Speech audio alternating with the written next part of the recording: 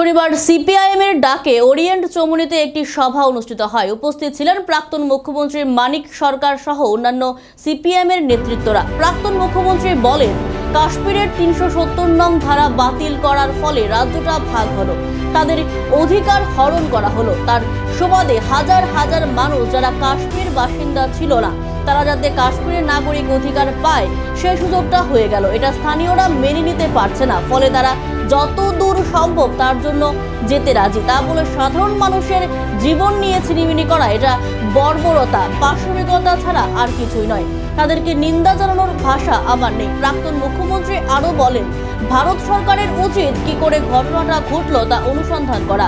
যদিও কাশ্মীরের নতুন সরকার তৈরি হয়েছে, তবু কাশ্মীর নিরাপত্তা ক্ষমতা নেই। কাশ্মীর অভ্যন্তরে যে জটিল সমস্যা চলছে তা কেন্দ্রীয় সরকারের সঙ্গে আলাপ আলোচনা করার দরকার, সেটা করা হয়নি। প্রাক্তন মুখ্যমন্ত্রী বলেন, ভারতের কমিউনিস্ট পার্টি চায় তাদের চিহ্নিত করে উপযুক্ত শাস্তি দেওয়া হোক, আর নিরীহ পর্যটকদের উপর আক্রমণ সংঘটিত করা একটি স্পর্শকাতর এবং অভাবনীয় ঘটনা। এই ঘটনা তদন্তের দাবি জানায় মানিক সরকার। তিনি মনে করেন, অনেক বড়সড় ষড়যন্ত্র লুকিয়ে রয়েছে এই কাশ্মীরের ঘটনায়। এই পরিস্থিতিতে ওখানকার জমি সবার জন্য নাকি উন্মুক্ত, নাগরিকত্বের অধিকার, তাতে আগে যে সমস্ত বাধা বন্ধনগুলি ছিল ৩৭০ ধারা বাতিল করার কারণে এগুলো বহু অংশেই এখন সহজতর হয়ে গেছে। এর বিরুদ্ধে আক্রমণকারী যারা দাবি যারা করছে, সেখানে কোনো আমাদের সরকারের তরফ থেকে দাবিদারদের এই দাবিকে করছে না।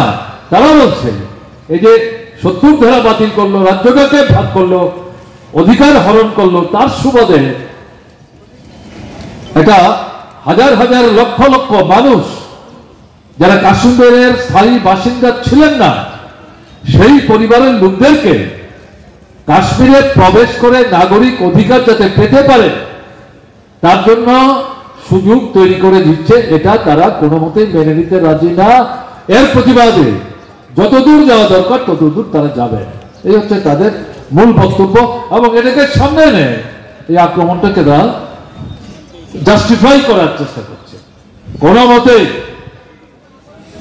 তাদের বক্তব্যের মধ্যে যদি সারবত্তা কিছু থেকেও থাকে, তাহলে নিজেদের বক্তব্যের সপক্ষে দাঁড়িয়ে সাধারণ মানুষের জীবন নিয়ে এভাবে ছিনিমিনি খেলবে, কিন্তু বর্বরতা, পাশবিকতা। শিকারী পাখিকেও এভাবে গুলি করে মারে না। তাদেরকে নিন্দা জানাবার ভাষা আমাদের নেই। এই পরিস্থিতিতে যে কথা আমরা বলতে চাইছি, দরকার হচ্ছে কি করে ঘটনাটা ঘটতে পারল তা অনুসন্ধান করে সরকারকে বের করতে হবে। যদিও একটা বিধানসভা আছে, সরকার তৈরি হয়েছে কাশ্মীরে, নূর আব্দুল্লাহ মুখ্যমন্ত্রী, হাতে তো ক্ষমতা নাই। পুলিশ, নিরাপত্তা বাহিনী সব কেন্দ্রীয় সরকারের হাতে। এটা যদি হাতে না থাকে তাহলে নির্বাচিত সরকার ফুটে যাবেন না। দিল্লির সরকারের ক্ষেত্রে যে অভিজ্ঞতা, কাশ্মীরের ক্ষেত্রে তাই অভিজ্ঞতা।